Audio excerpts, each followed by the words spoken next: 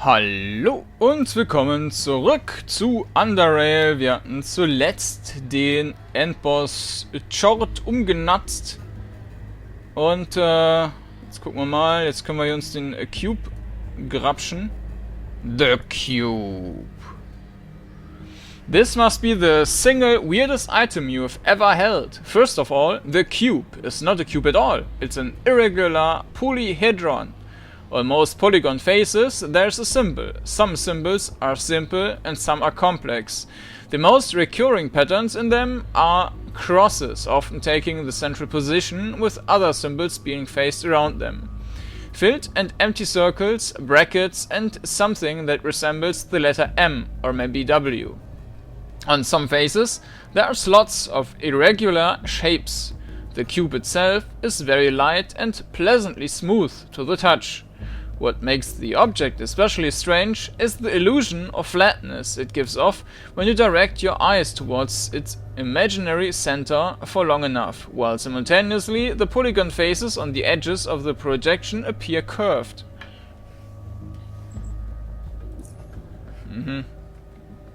Chord. Whether it was a monster or god, it's dead now. Console. Most of the commands on this console are written in a language unknown to you. There's two you managed to make out, however. Disable ladder electric field. Electric field disabled. Enable secondary elevator power.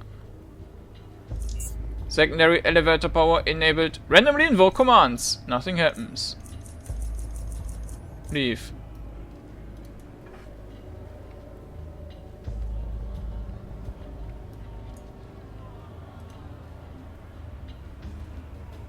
Dann können wir gerade nochmal unsere Fallen wieder einsammeln.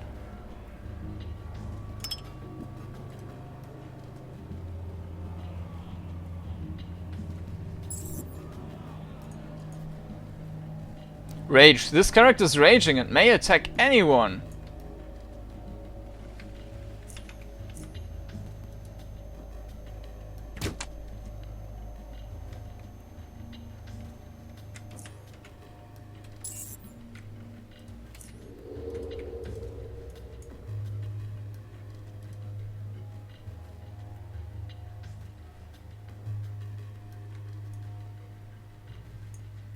Fupp.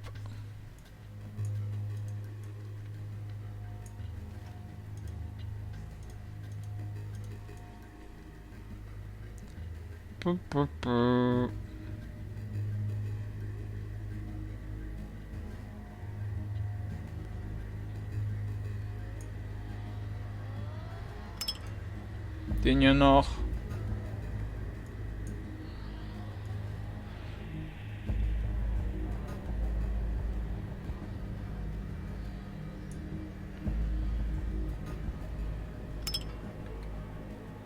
Und zurück. Jetzt gehen wir zu den Shortists und sagen: Alle Jungs, ich habe euren Gott getötet. Der hatte so einen Stein, den wollte ich haben.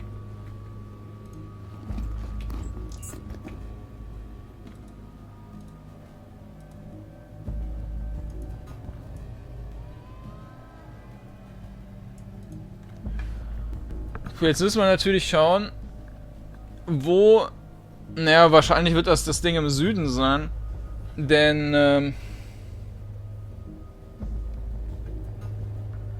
bei den anderen waren diese Buttons nicht da quasi. Aber kann natürlich auch was erschienen sein. Ich gehe aber erstmal zu den... Ne, ich gehe nicht erstmal zu den Shorties. Ich gehe erstmal zu der einen Stelle, wo auch ein Aufzug war. Ich glaube, das ist eins drunter. Bin mir jetzt nicht ganz sicher. Aber ich gehe mal da rein.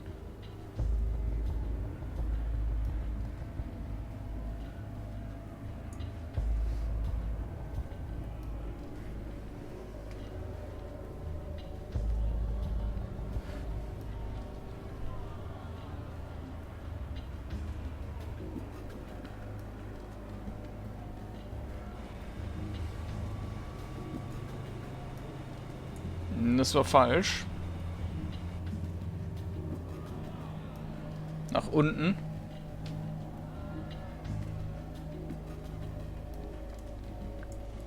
Dahin.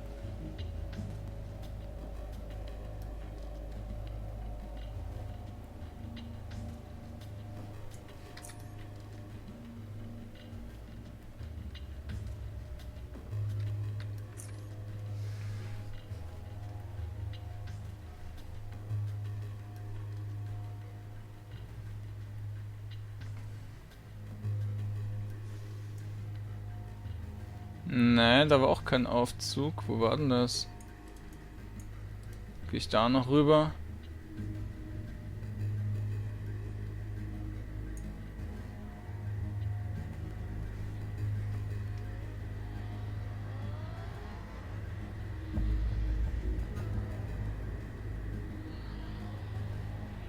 Tü, tü, tü.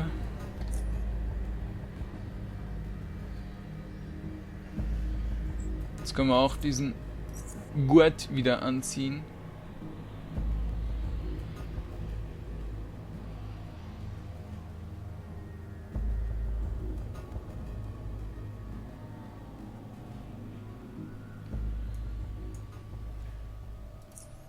Da ist ein Aufzug.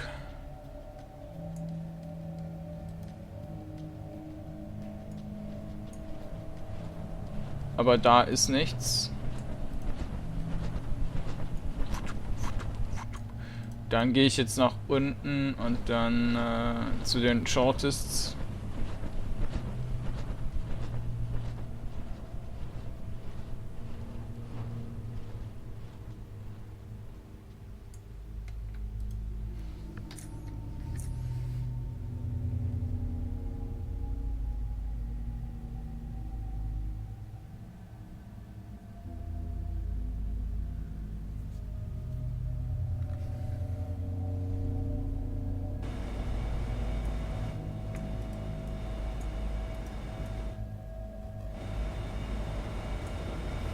Kann natürlich auch sein, dass wir erst beim Powerplant da Strom drauf schicken müssen.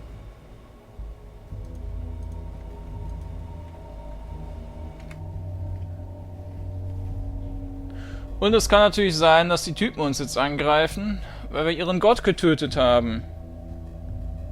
Wobei die das ja eigentlich gar nicht wissen können, dass ich das war.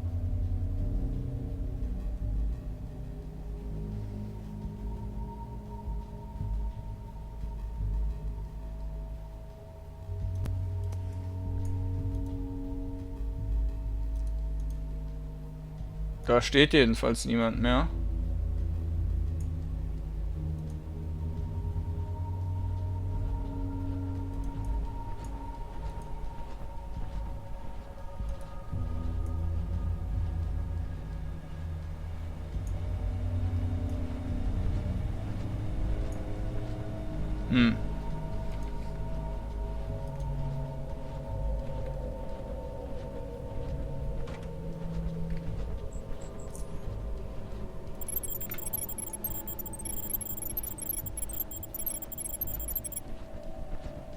Impossible. Chemical Pistol.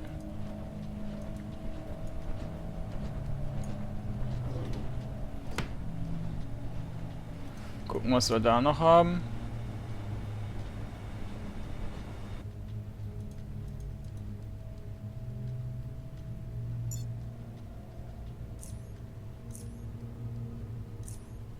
Nö.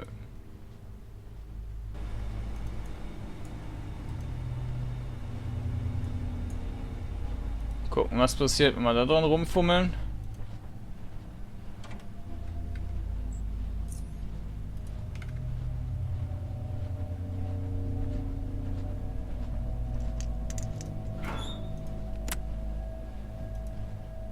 Nicht so wahnsinnig viel. Okay, dann lade ich mal, nicht, dass ich jetzt hier mit dem Rumgeklicke gerade irgendwas Böses getriggert habe. Ich kann allerdings da mal gerade noch reingehen und die eine Armbrust mitnehmen, die ja gar nicht so schlecht war. Eventuell können wir die noch verwursten.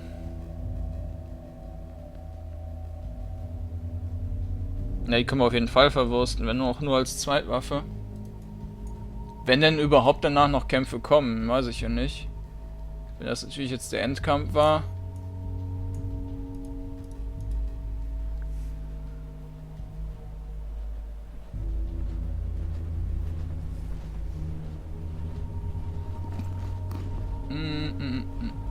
Den nehmen wir mit.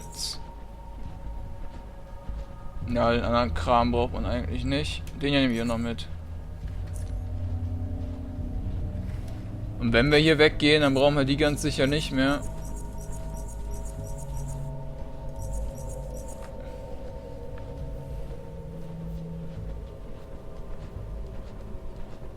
Ja. Ja.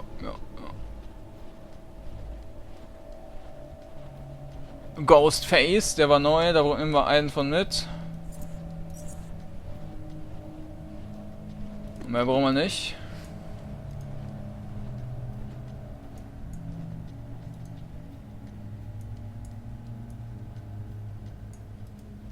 Dann gehe ich jetzt zum südlichen Aufzug erstmal. Ich vermute aber, dass er keinen Saft hat und man dann nochmal nach oben zum Kraftwerk laufen muss, den Aufzug aktivieren muss und dann wieder runterlatschen muss. Was natürlich nur schon etwas unnötig lästig wäre, aber schauen wir mal.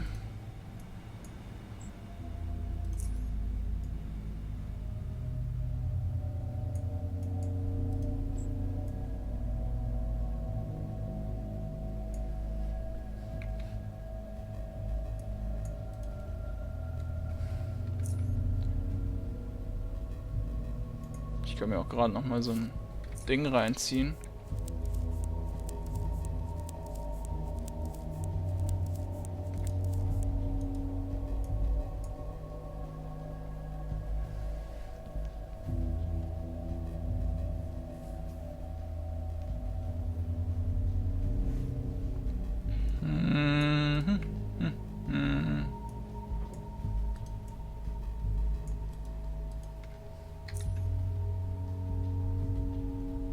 Tranquilizing, Acid und Burrower.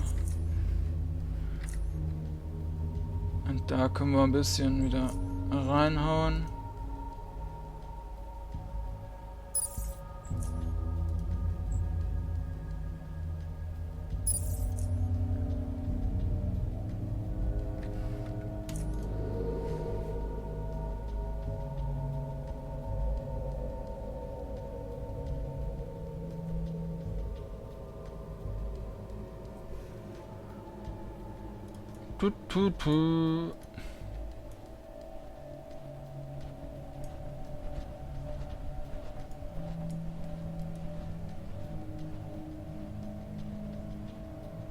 Und dann gab es natürlich noch den anderen Aufzug, der direkt bei dem Trupp stand.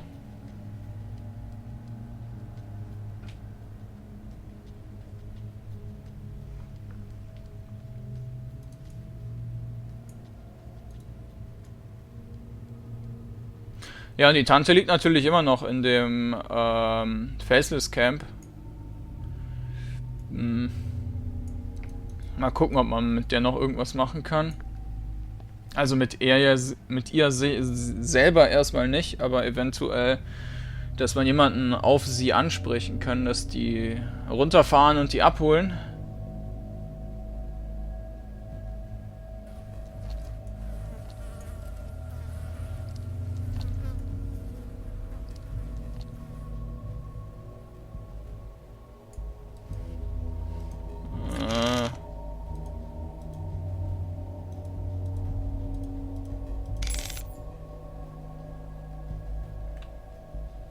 Was?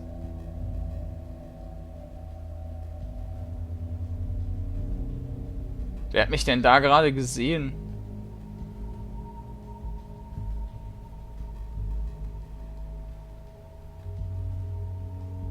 Na gut, dann.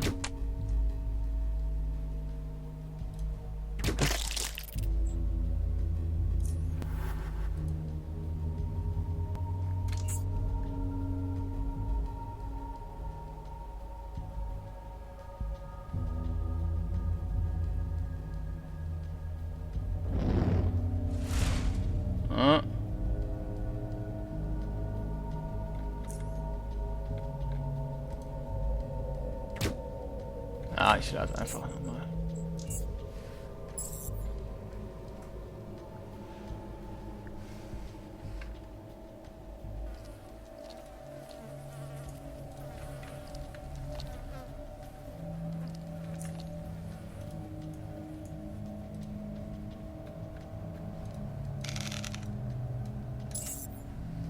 Dann machen wir das anders.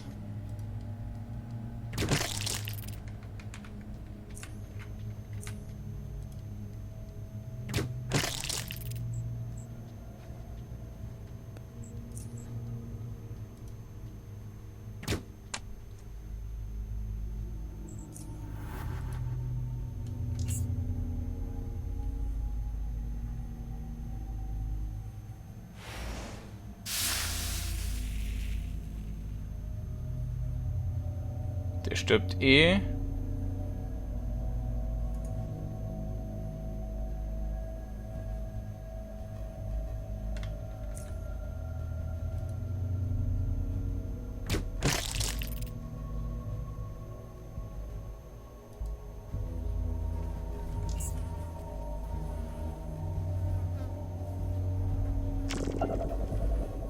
Ja.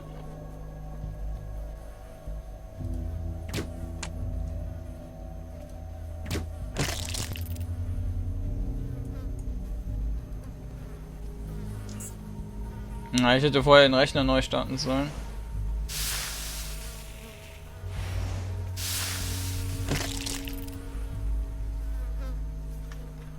Weg ist er. Weg ist er.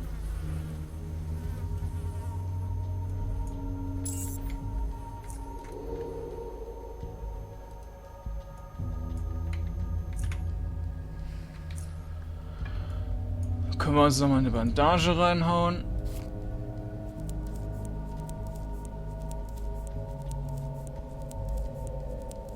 Und nochmal eines dieser Dinger hier verwenden.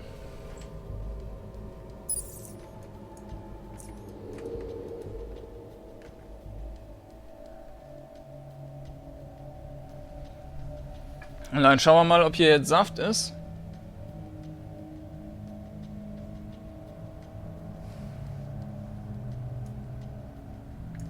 Jo. Sieht ja noch aus.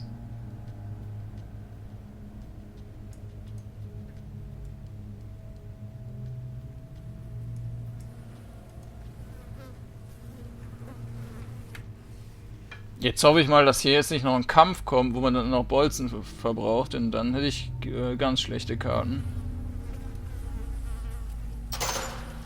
Na gut.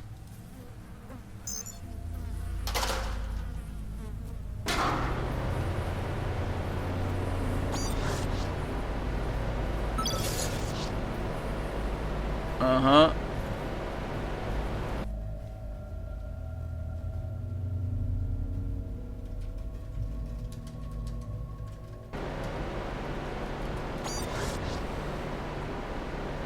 A familiar shape materializes before you. In an instant, his request that the cube be returned to the faceless surfaces from your memory, and so does the fact that you have done just the opposite. He is motionless and remains so as he speaks. Chord is no more. What do you want? I killed Chord, didn't I? You were right. The only way for me to leave the caverns was to kill Chord. What do you want? I killed Chord, didn't I? You did. Other events await your participation. That is why I am here. I am looking for someone who pretends to be one of your own kin, but is not. Hadrian Tenor? As he calls himself. Just as your lips separate to sound the most obvious question, you hear the answer beside it. Tenor must die. A few but myself can make sure that happens. I am a powerful being, and so is he. We are the same kin. Yet he conceals it better. The reasons should be obvious. Why must you kill him? He committed a crime. What crime? That does not concern you. So you need me to get to him. No, Tenor is no longer in Southgate Station. He knows I am after him, and if I am correct, he should be on his way to North Underrail. Our events are connected, yours, Tanner's, mine. I do not know why, but I do know that such is the case. As I saw you being an essential participant in the destruction of Chord, perhaps you are also an actor of similar importance in Tanner's, or even in other events. It is an option I would be foolish to disregard. It is an option? After our conversation comes to an end, I will travel to North Underrail after him. I would recommend you do so too. All the destruction that emerged from events we have witnessed is the consequence of his actions, in one way or the other, and his actions are unlikely to deviate from the norm. If you want to prevent similar events from happening, then North Underrail should be your next destination. You will be able to find me in a place called Hexagon. Ask for 6.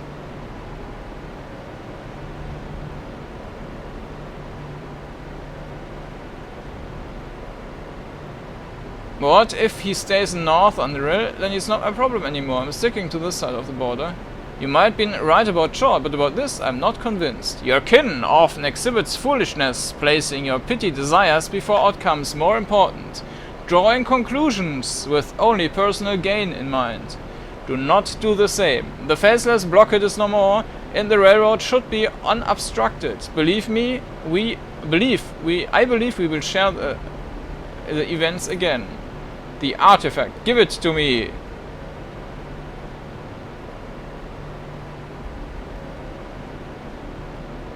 I see I don't have any choice. Take it. I intend to keep it for myself. I do not be foolish. You are doing yourself more damage than good. Give me the artifact. No. His response is quick, and he does not give you the time to react to it in any way in dialogue.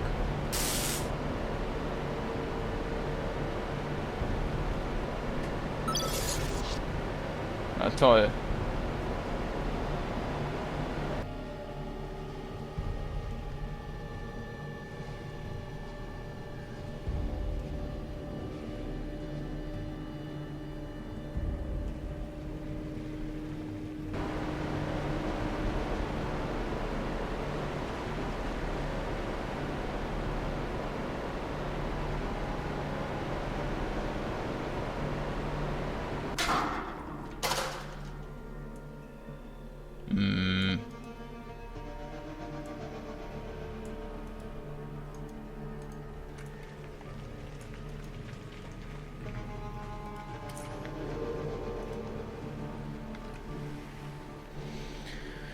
Na gut.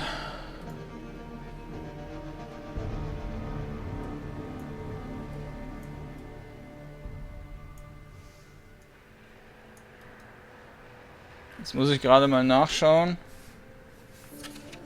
Das brauchen wir ja eigentlich nicht mehr. Was war das?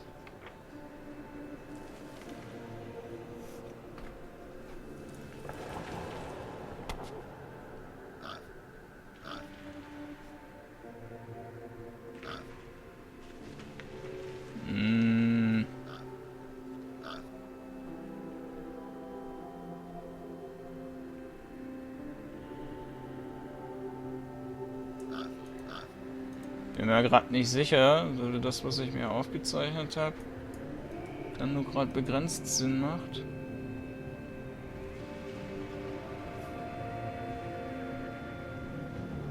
Ah ne, ich habe einfach den Lift, glaube ich, nicht eingezeichnet. Ah, okay.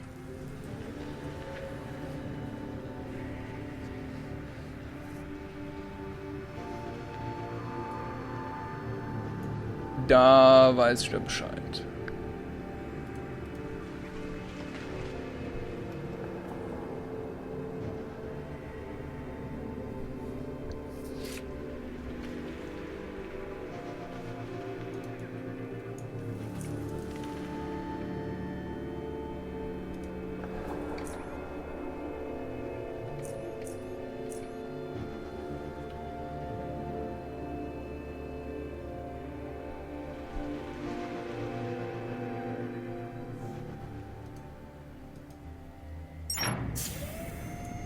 Gut.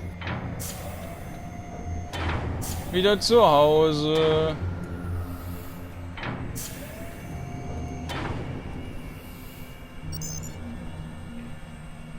Armory and Shooting Range. Jetzt gucken wir da nochmal durch, ob wir vielleicht damit irgendwem was Neues bereden können.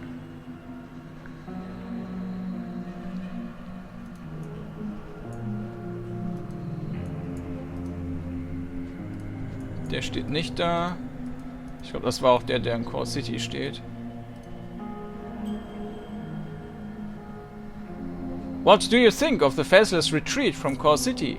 Well, lad, I think this is another victory for humanity. I mean, the way I see it, you got these augmented monstrosities emerging from the deep and attacking us, wanting to suck our blood or eat us or whatever, and the way the invasion started, it seemed like we were gonna get overrun. Then, all of us together, we fight back. Every station together, get away, abominations, and we prevailed. The malformed are back in their gloomy pits, waiting for the hour to strike again.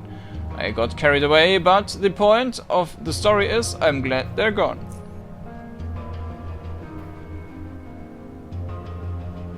Also leider wieder nur Müll im Angebot. Ach, da ist mal kein Müll, okay. Den kauf ich.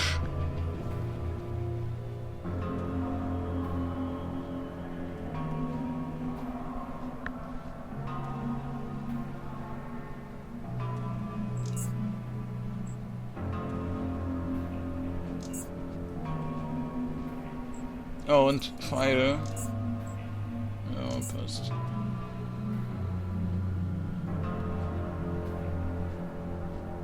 Super. Da sind wir natürlich erstmal wieder überladen, aber so passt's.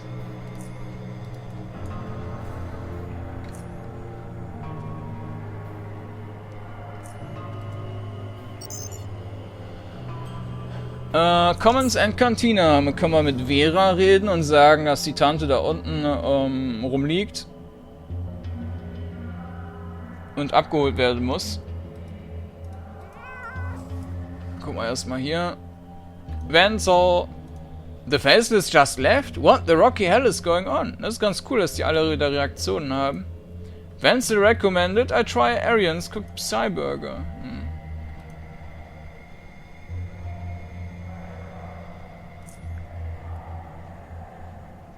Ja, nee, doch, da können wir die brauchen. Zack.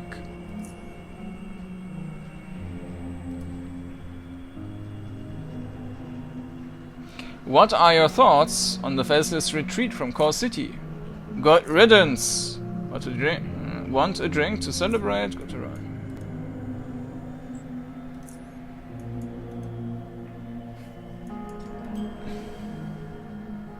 Da ist jetzt niemand mehr, weil der Typ abgehauen ist. Computer können wir nicht benutzen.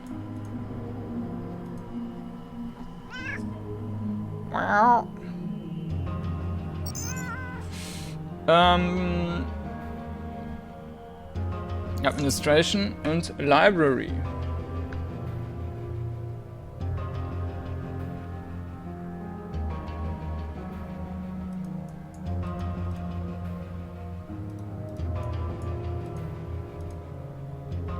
Hallo Vera. From the moment you stepped into the room, Vera's eyes were fixed on you. However, you are aware that the worried look is not only due to a lengthy absence. Kordanor, I'm so glad you're alive. After we heard Protectorate forces were moving toward the Institute of Chord and not hearing from you for so long, we became really worried. We have yet to determine if I'm actually alive, considering the things I've been through. Thank you for your concern, but I'm fine. Not. I am sure you want to rest, and I wouldn't want to delay it any longer, but something happened. Tanner disappeared. I know. She pauses. So, the word is already out. Tell me about Tanner's disappearance. He left his office from some time ago, and no one has seen him since. No one saw him leave through any of the station's exit. Like he vanished. This has never happened before. So many things happening around South Underrail, and his disappearance worries me. Vera looks at you as if wanting to say something, but that statement seems like it has been replaced by a different one. We still haven't checked his room. Since you are here, I think it's best you do it. Don't you have someone else to do this kind of things? It's always me. No problem, Vera, I will do it. Usually, I would approach Gorski with these kinds of things, but since he's still in Core City, that leaves you as the one I would trust the most with something this important. What do you want me to do?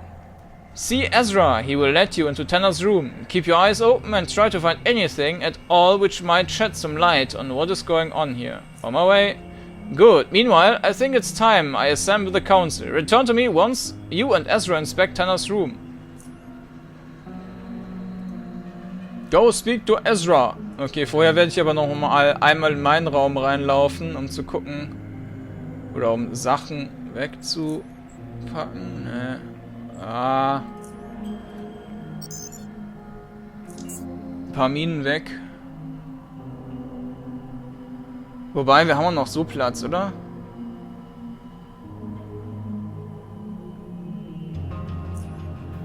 Nein, nicht wirklich.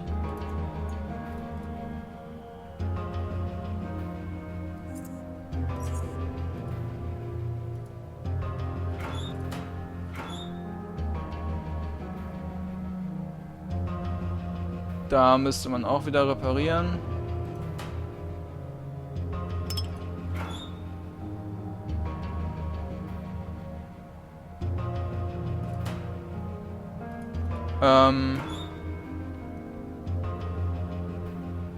Das sind die, glaube ich, mit dem Crit-Schaden gewesen.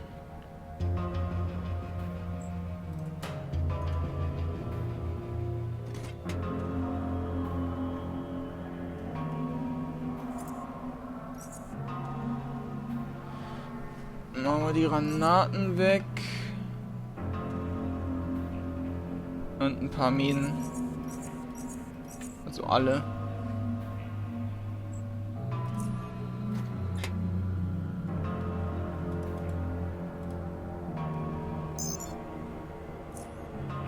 Nichts Neues. Na gut.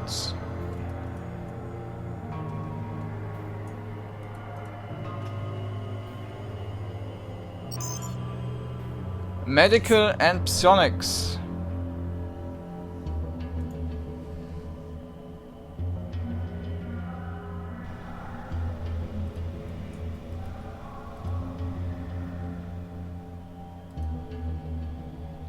What are your thoughts on the faceless retreat from Core City? What is most important is that it ended well for us, and that things are slowly returning to normal. Well, as normal as things are in Underrail. As to the faceless, the only thing we've learned from this, or at least I have, is that we are at their mercy. No matter how highly we think of ourselves, we must be careful. Have to go.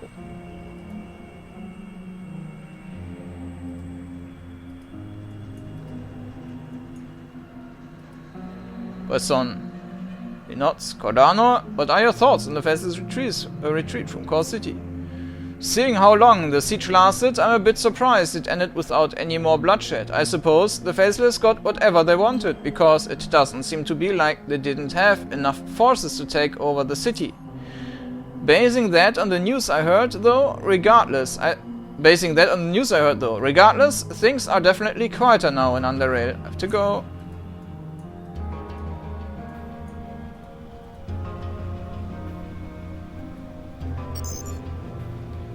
Engineering und Cyber Labs.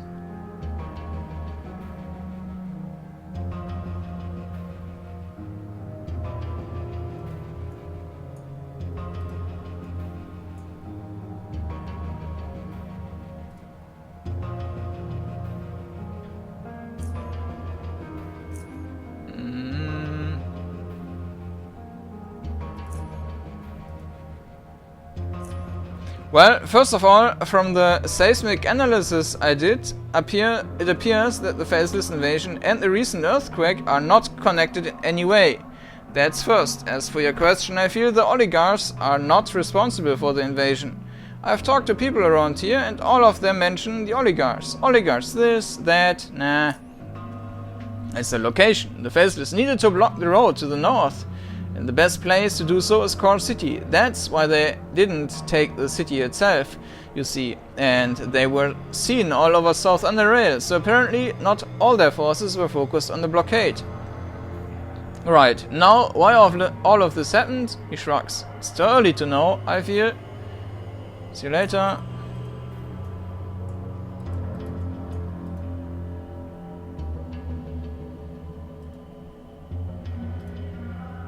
Want some shroom brew, Invictus? Sit down and tell me how you dominated Carnifex.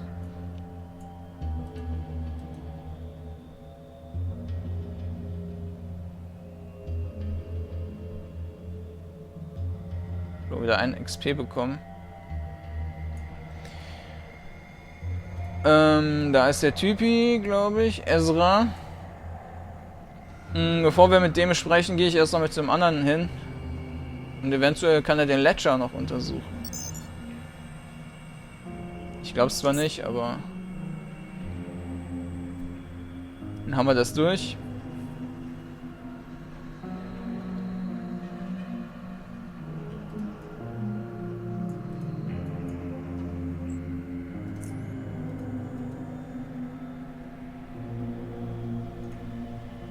You got those drill parts by digging through junkyard, I hear. You really are the errand boy of the station. What are your thoughts on the Faceless invasion? I don't know much about the Faceless. Hell, no one does. I wonder if all these years they've kept to themselves in the low tunnels, they were actually just amassing for an invasion. That's about it. They never presented themselves as a threat. They lived in the place so sane human no sane human would want to live, leaving all the good habitat to us. They made sure we know next to nothing about them, their technology, culture, motivations, numbers. So now they revealed themselves in full power. Then back whence they came, and the rest of us can only wonder what the hell was going on. Must be going.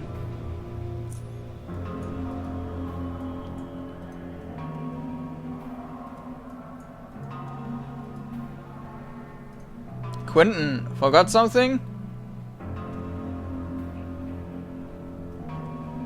Nö. Mit dem Vieh können wir nichts anstellen.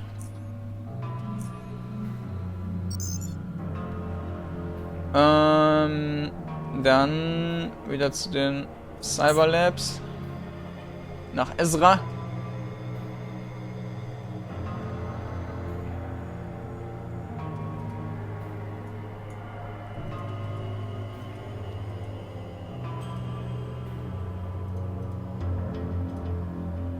Ezra looks at you with his one good eye and speaks in his usual calm and even fashion.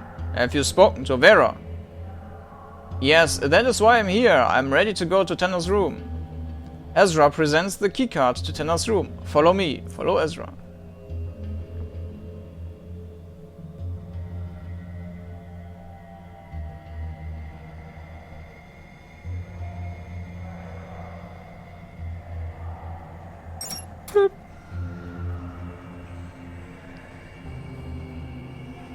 There, I will wait here while you inspect Tanner's room. Won't you help me? I wouldn't want to get in your way, Kordanor. Okay, I'm going to take a look inside. And be cautious, just in case. Do you know something I don't? If I did, I would have told you by now. Right, I'm going inside. Aber ich habe ja die Macht des Ladens und Speicherns.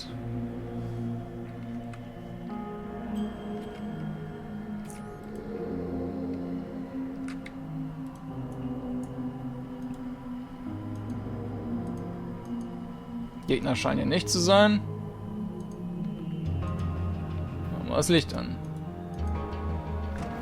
Nix. Nix. Die können wir mitnehmen. Naja.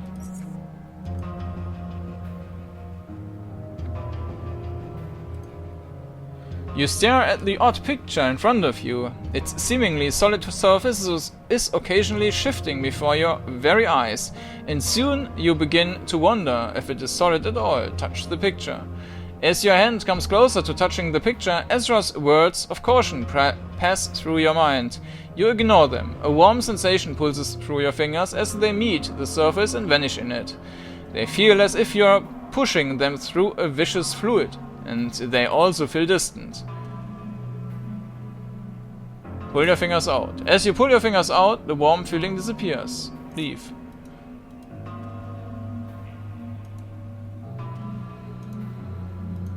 Well, da müssen wir ja anscheinend das machen.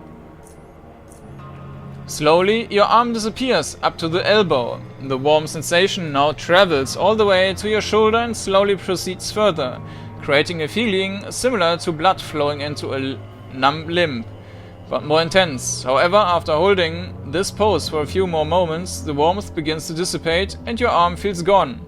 Your mind begins to panic, screaming for the severed limb, and pain becomes excruciating.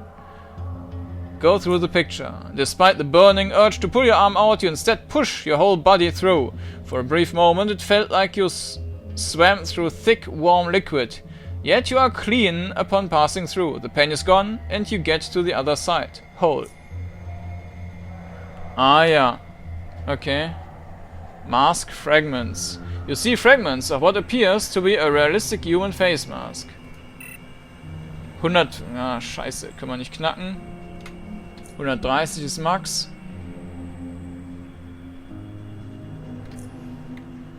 Strange panel.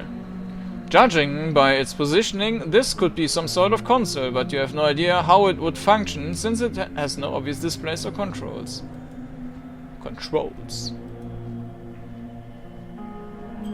Die sehen aus wie diese, ich glaube, Energie-Obelisken von StarCraft. As you step out of the picture, you are startled for an instant to see Ezra staring at you. I see you have found something interesting. Damn it, Ezra, don't do that anymore. I thought you were going to wait for me outside. I thought so too, but something drew me in. Wait, did you know about this picture? No, and still calling it a picture seems rather inadequate, based on what I've just seen. Tell me, Kordanor, what was on the other side? A small room with a stasis cell of some kind and 2 desks. There was a chemical set and many different chemicals there, along with what appeared to be a mask fragments. Ezra absorbs your words, but does not produce any response, but a few simple nods. You know something, Ezra. The things you describe are familiar to me. Over the years, there were a few instances where I was able to peer into Tanner's mind. Faint shapes of what you described was what I saw. I was quickly removed, however, in every single one of these instances, so I know nothing of the purpose of meaning of those things. Tanner's disappearance is a mystery to me, as it is to you, Kordanor, and now I believe it is the time to share your findings with the rest of the Council. Let's go.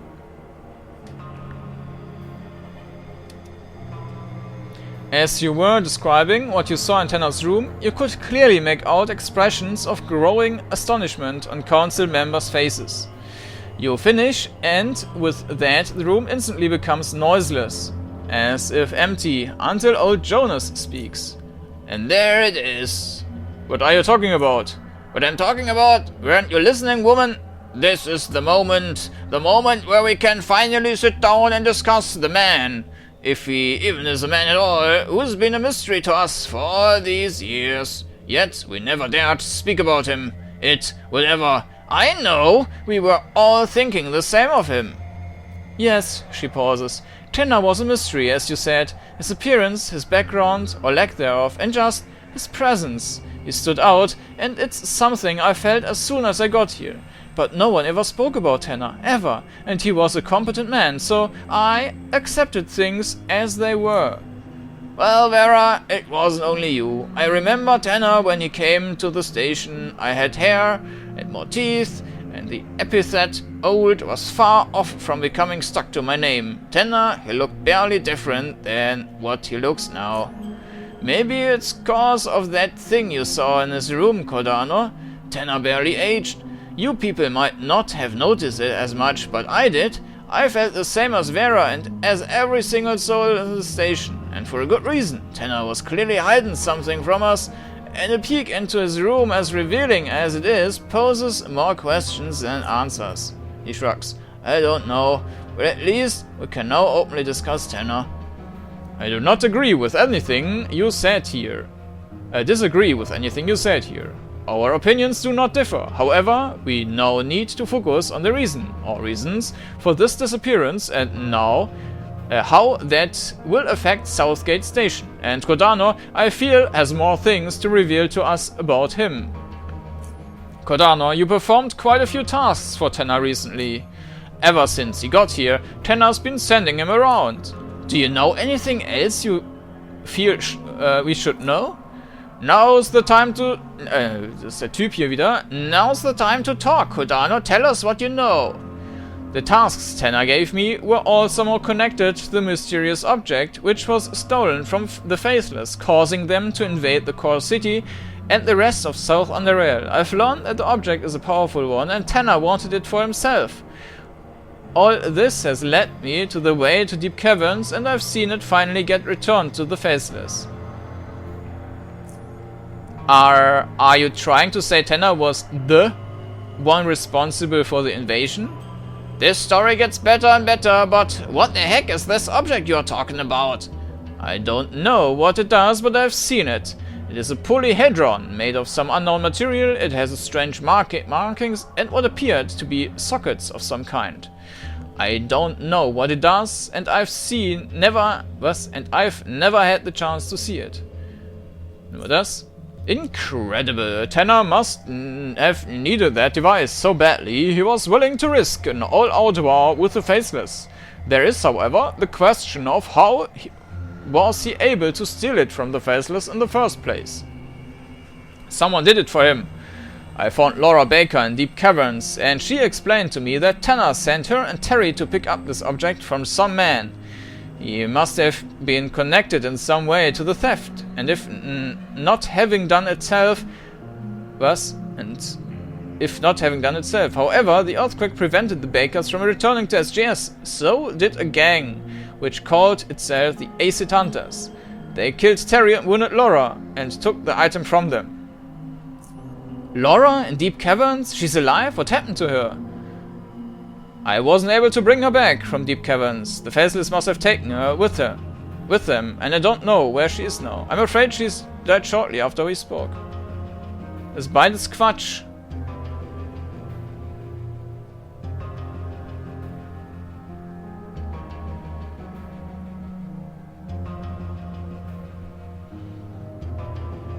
Ja, das ist Unsinn.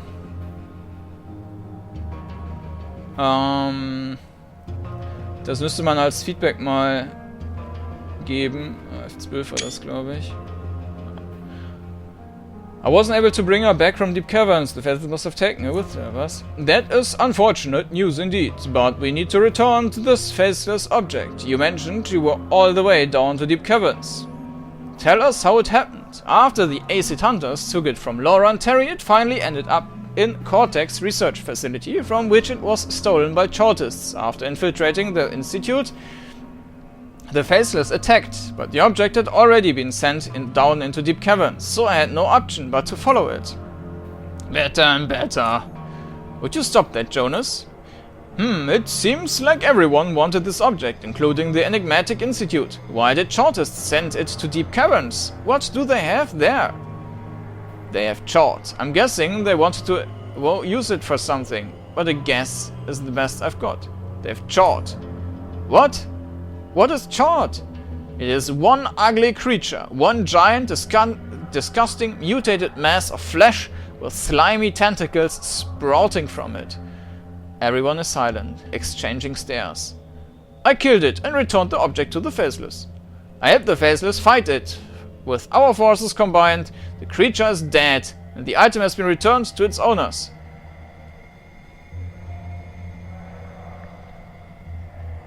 Das ist auch wieder Quatsch, das ist doch vollkommen Unsinn, das habe ich ja gar nicht gemacht.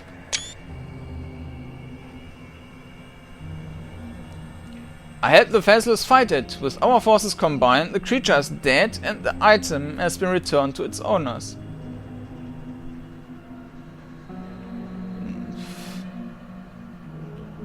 Nehmen wir das erste. You got a real pair of mighty boulders sitting between your legs. How do you even walk, son? Fascinating. You have seen amazing things in such a period of time, and you lived to tell the tale. But this tale presents more questions than answers, and we still don't know who Tenor truly is. What he was going to do with the Faceless device, and where he is now. There's this thing or two I have learned that might shed some light on who Tenor really is. Do tell us, Kordanor. I've met this humanoid creature which calls himself Umbra. We've met even before Deep Caverns, and it seems we were both involved in all these important events regarding the Faceless object. Can you describe it? He's lean, tall, about as tall as Tenor, and has a prosthetic arm and a leg. He wears a metallic-looking mask, and instead of eyes, he has 4 lenses. One other striking feature is that he has 6 digits on each of his hands. As tall as Tenor, mask. He is a powerful individual, even capable of things like instant teleportation. The technology he wields is far more advanced than anything we've ever seen. Yeah, gone on. He and Tenor seem to be of the same species, from what I've understood. Ramumbra wants to assassinate him, and he seems to have been trying to find him for a long time. Now that he has finally discovered him, Tenor slipped away and fled to North Underrail. So, what you're trying to say is, Tenor has been posing as a human in order to hide from whatever the hell is assassin, and now bolted as soon as this remember sniffed him out. Everything makes sense now. The Faceless object, Tenor's appearance, that stasis cell in his room, his departure. We still don't know what he was gonna do with that gizmo, but I can bet the 5 hair on my head it's related to him not wanting to get zapped by his fellow kinsmen. Gentlemen, I think a long meeting is ahead of us. Thank you for everything, Kordanor. The rest of us have a long discussion ahead. You, on the other hand, might want to get some rest, some good rest. You've done more than enough. Afterward, you should come to my office. I will go to your room.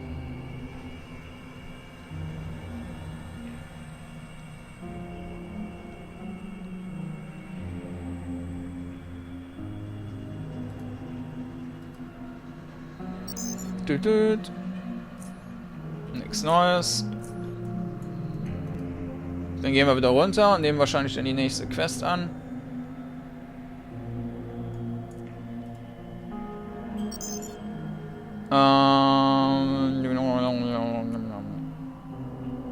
Library.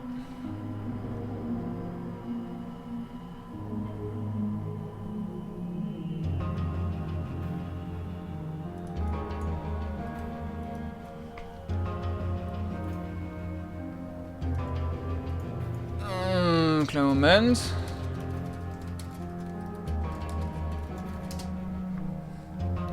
So. While there's still are still signs of concern intervened into her expression, you notice more confidence and resolution in her stance and speech. Did you rest well, Kordanor? I feel I could. Yes, I did. She nods. Do you know why I wanted to speak to you? You wanted to ask me something. You wanted to tell me something. You needed me for something. Yes, to be more specific, I wanted to offer something to you. How would you like to become one of Southgate Station councillors? Why me? South Underrail hasn't been this turbulent ever since the breakup of Biocorp, earthquake, Faceless invasion, United Stations integration, and increasing conflicts between Underrail Protectorate and the Free Drones, to mention but a few. After you left, the council discussed you and your recent first-hand experience throughout South Underrail. We fear what you know would be of great use to our situation. That is why we offer you this position. And it is something upon which we all agreed. You don't have to answer right away. Think about this. You will most likely take over some of Tenor's duties, some of the ones you could manage at first. Then, well, we'll get into the details and specifics after you give me a positive answer. Do you want to become a council, Kordanor? I accept. I want to become a Southgate Station Councillor. Ends the game. Machen wir das mal. Und dann gucke ich mal, was der Rest noch ist. Achso, was haben wir denn sonst noch? What benefits does a councillor get? You will be able to directly influence the future of Southgate Station. Right now, we all live in similar living conditions, so do not expect a significant improvement in that regard. However, you will receive a better pay, respect both in outside and Southgate Station and more. Accept. Vera smiles. I am pleased to hear that. We both know that is the right decision. Another smile escapes her, lasting for a brief moment. I am sure you will do excellent work. I hope so too. Now what happens? Now you begin.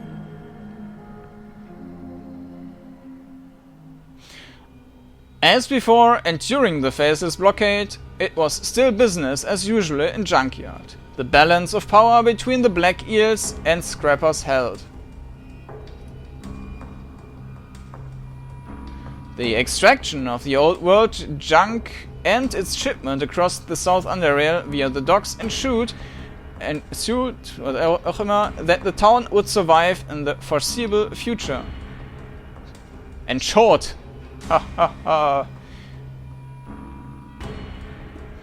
The peace brokered with Ratthorn's king and flooding of borrowers ushered a new time of peace and prosperity for Camp Hathor. A life of a Hathorian was still a hard one, but it was a peaceful life.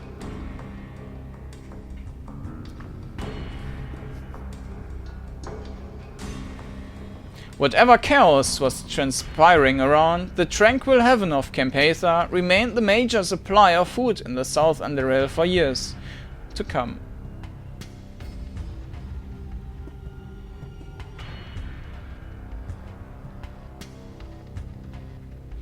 Though you took care of their faceless problem, Rail Crossing's troubles had only just begun. Since they lost too many people during the faceless attack, they had to seek help from the Protectorate.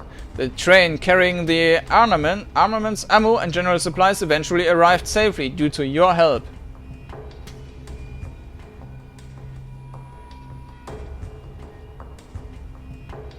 This allowed them to survive multiple attacks mounted by the united Ironhead clans of the surrounding tunnels. But having smelled weakness, the bloodthirsty bandits kept on with their offensive. Euch alle umgenatzt. In time, Rail Crossing was forced to ask for more direct assistance from the Protectorate. During the final battle, a platoon of Protectorate soldiers arrived in the nick of time, repelled the invaders, chasing them down and killing most of them, thus saving Rail Crossing.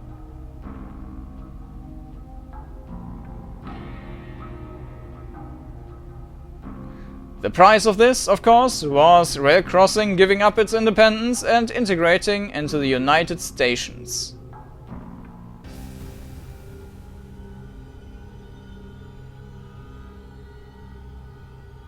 With the beast dead, Foundry was able to resume its production.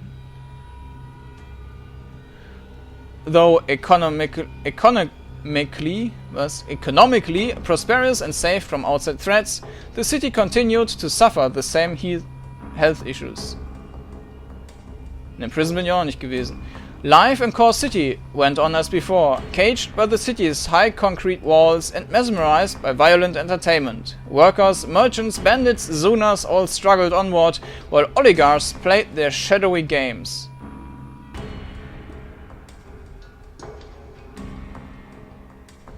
At least for a while, because for one oligarch, however, the game got personal.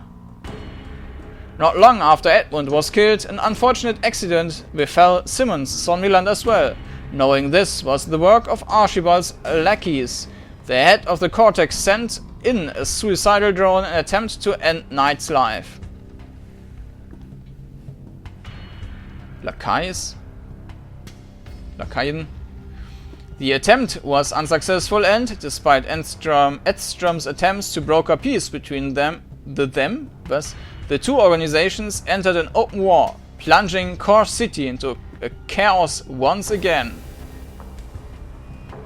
One organization thrived in this chaos.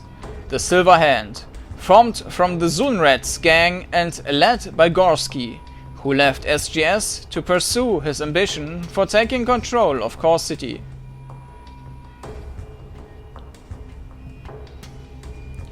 Though met with fierce opposition from the established oligarchs, the organization still survived and, due to enjoying the general support of zoners and other poor inhabitants of the city, managed to carve out a small piece of Core City for itself.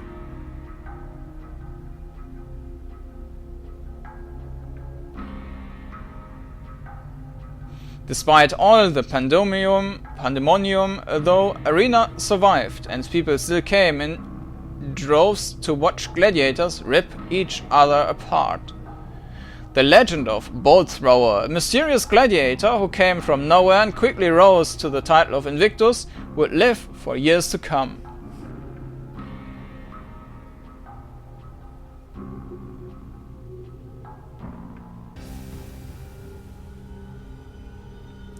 Though they suffered a setback through the destruction of Epionle, the Protectorate still made a major advancement into the south when it took control of Rail Crossing.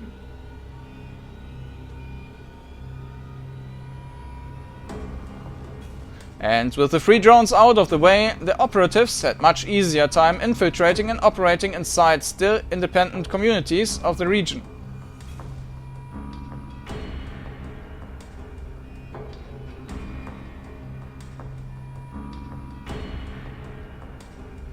The grisly fate of free drones haunted your nightmares until the day you died.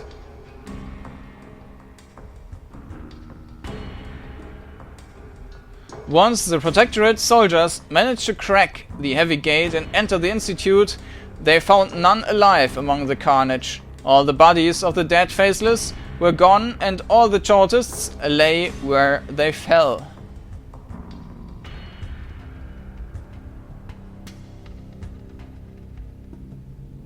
Except for one. Aiden's body was never found.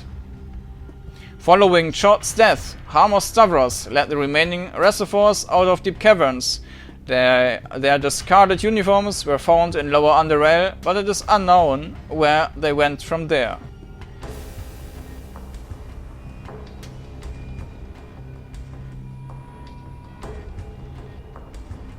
As for you, you decided to take Tanner's place in the SGS Council as suggested, first as an emergence appointment and later through elections.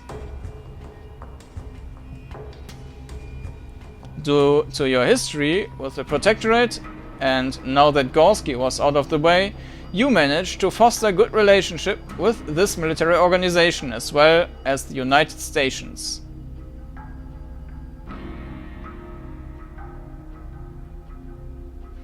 Later, this allowed to take part in three-way negotiations between United Stations, SGS and Junkyard with the purpose of forming an alliance that would eventually lead to all of these territories being integrated into the United Stations.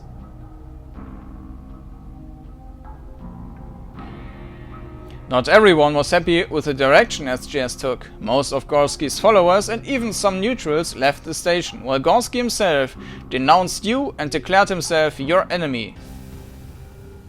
Och.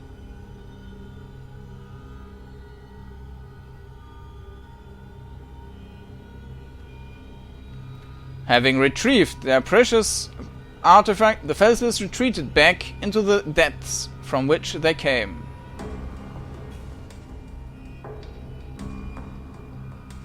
The End. Aber da muss es ja anscheinend dann doch noch irgendwie weitergehen, wie es aussieht. Wenn man dann halt sagt, nö.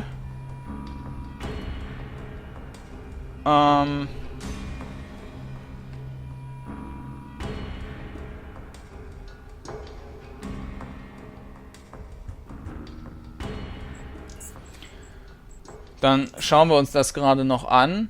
Also ob es da weitergeht, ob man da nicht an... Weil, ich meine, da lässt ja doch jetzt sehr viel offen eigentlich.